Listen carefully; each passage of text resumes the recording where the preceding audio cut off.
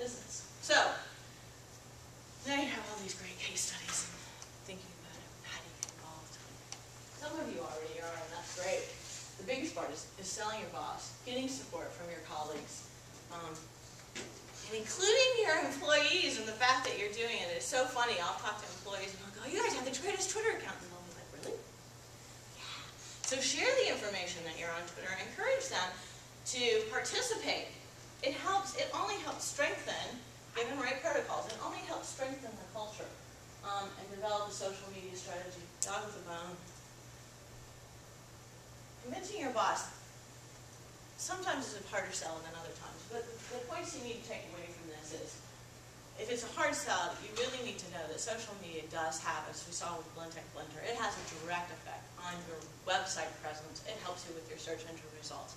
It will help get you to the top of the world in terms of the online world by doing an effective social media strategy. A lot of people are using social media to do customer service. Comcast, sorry, not a huge, well, nobody's in here from Comcast, right? They do Comcast Cares, and if you go on and look, they'll also Comcast Doesn't Care. So they have gotten some pushback from people that are frustrated. There's a whole Twitter account just designed about bashing Comcast. So, the good with the bad. If you're going to do it well. If you don't do it well, don't play. The other thing about social media is it does really give you the opportunity to listen to what people are saying about you, and I think in any corporate culture that's important. I think it's important to know what they're saying about you, what they're saying about your brand, if that's what you're focusing on. And you can do internal. There are some networks that you can do internal collaborations, and if you have a company where you're with a lot of young generation people, this is highly enticing, the ability to share information that way.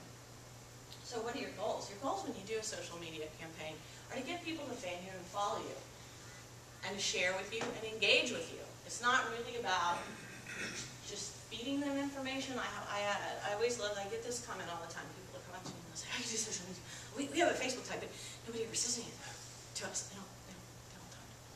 I said, do you ever ask them a question? I said, if you're constantly just feeding them information that says, we're great, we do this, we do this, we do this, you've not given them the opportunity to engage with you. Social media is about engagement. If you don't give them the opportunity, if you don't say, if we're Starbucks, we're going to say, we're Starbucks, we have this new coffee, it's, Coffee X. What do you think of it? That gives you the opportunity to engage, whether, as opposed to saying, we're Starbucks, we have Coffee X, it's a great coffee, drink it. Now, do you get the negative side? You do. But you're going to get that no matter what, and we'll deal with that in a minute too.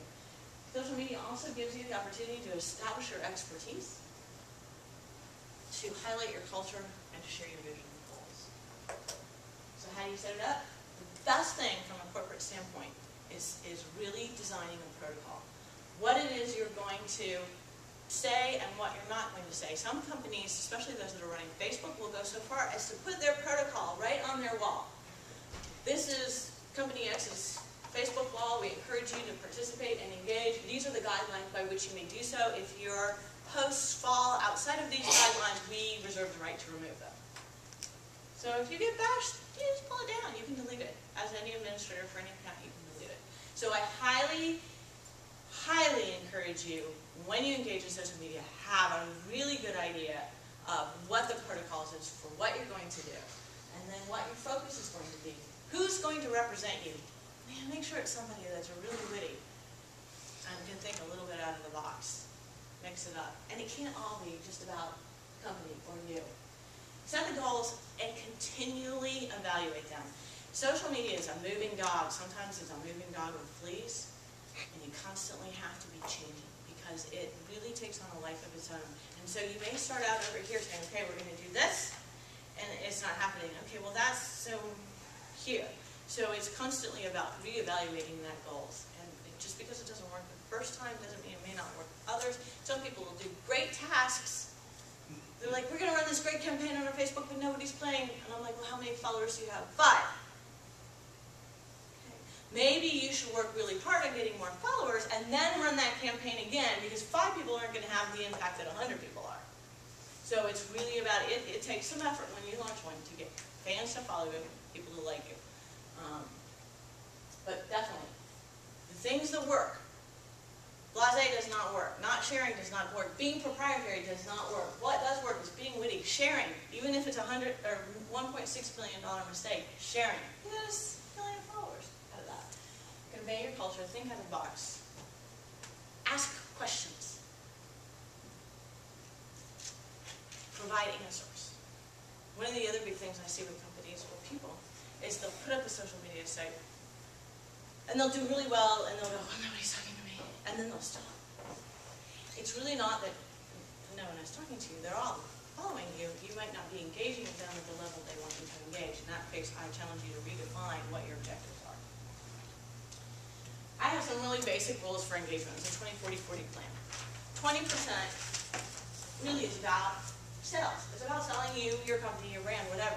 40% is about setting yourself as the expertise, sharing your knowledge of whatever it is that you're marketing. If you're making tires, you want to share how to make the very best tire. The other 40% is really about the community and just general, everyday, run-of-the-life, fun sort of contact, human interest. Social media environments have to have a persona, if you will. Those that don't do not tend to fare as well as those that do. Sometimes even the ones that are more off the cuff and more, even if they're controversial, will have better engagements than those that are not. So, share that. You know, if you're in a community, for example, Mr. Dorrell, CEO, standing on the roof of Dorrell because his team raised. I don't know if they put that out on their social media network, but that's perfect fodder for the fire, you know? Because for an employee to say, hey, check out the CEO who's on the roof today because we raised $8,000, people are going to pay attention to that. And especially if it comes from somebody downline, they're going, hey, got the boss on the roof today. You know, if you make it funny, people are going to pay attention to that, and that's what gets you noticed. Social media does tend to run the workday. There's a huge bump between about 9 and 10. The research is out there to show that I think what happens is we all get up, roll in, I roll in a little bit later, but roll in, cup of coffee, sit down, and we look at our streams, we look at what's going on. So around 9:30, 10 o'clock, there's a really big bump. So if you want to get something out, it's a real sweet spot for you. So monitor and respond. Pay attention to what people are saying about you. Run search engines. Run some of the programs we'll talk about in a minute. See what they're saying about you. Make a response if it's appropriate. Sometimes it's not appropriate, but do make a response if it is. Because if you don't engage, they're going to find somebody else to play with. So what do you use to manage social media? In this day of technology, more and more programs are moving to cloud applications. And by that I mean those applications that run on the web. We do not have to load them on our systems. And I am a huge fan of cloud applications because once I set it up, if that goes down, I need to knock on some wood, I can still access my information from any computer anywhere in the world. So, depending on what your technology and your IT support is, I highly suggest cloud. Hootsuite is one that I use, and I'll show you an example in a minute. TweetDeck's a native application that you actually have to download and install. I was rather frustrated with it. I think if you're going to run and follow social media networks, it needs to be the ones that work for you if they don't find something else, because there's a lot to pick from. FlyAlert is a relatively new player in the game. I'm going to show you how that works, because I think even if you don't play in social media, you need to know how this works, because you can use it for other things. Socialmention.com gives you another way to search for information about what people are saying.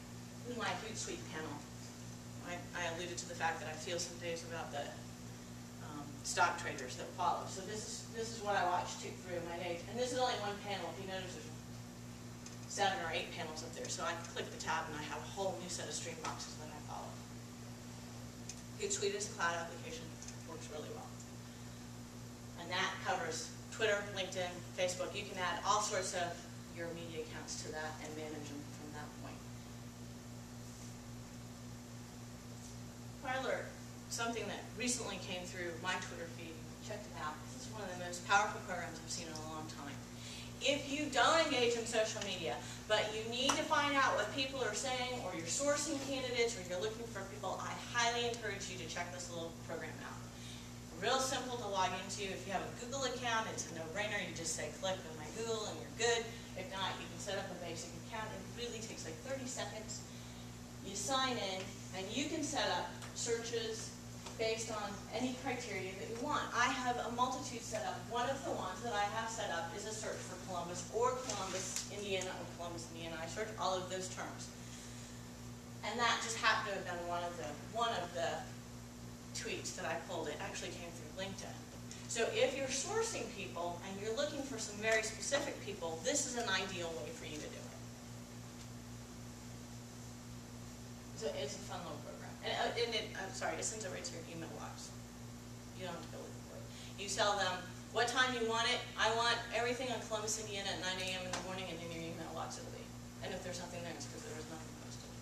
And you can search it based on a radius. So you can geographically say, I want everything on Columbus, Indiana within 100 mile radius. So you're not pulling, because we pull Columbus, Ohio all the time. It drives me crazy, but that's just the way it is. So you can geographically pinpoint that as well. One of the things everybody always wants to know about is how do you justify it? Tony Zappos would tell you he justified it to the tune of $1.65 billion. But there are ways to track it. My counterpart, Mr. Blair, in the back of the room, is a brain in terms of analytics and tracking it. There are many tools which you use. Facebook has its own set of insights. If you've never paid attention to it, I highly encourage you to check it out. It helps to analyze it. Google Analytics, you're not looking, and that might be a little on the fringe, but Google Analytics helps you track not only what your website is doing, but you can also tie the Google Analytics into your Facebook accounts, embed those codes into your landing pages, and track them that way. You definitely want to use this software that we just talked about for tracking your mentions. You want to know what people are saying about you. You want to set up keyword searches, either in Hootsuite or Filer, or whatever works for you, and see what people are saying. You want to pay attention to who's retweeting you, because if they're retweeting you, chances are they're a big advocate and a supporter, and you thank them, you comment on them, you note them, you track them. Custom hashtags, again, we've seen Hire Friday. You can set up your own custom hashtag. I was just talking to CSA New Tech. They're getting ready to do a Twitter for students on their PBS, their Positive Behavioral Support System, and we were talking about what kind of custom hashtags they could use to engage their kids.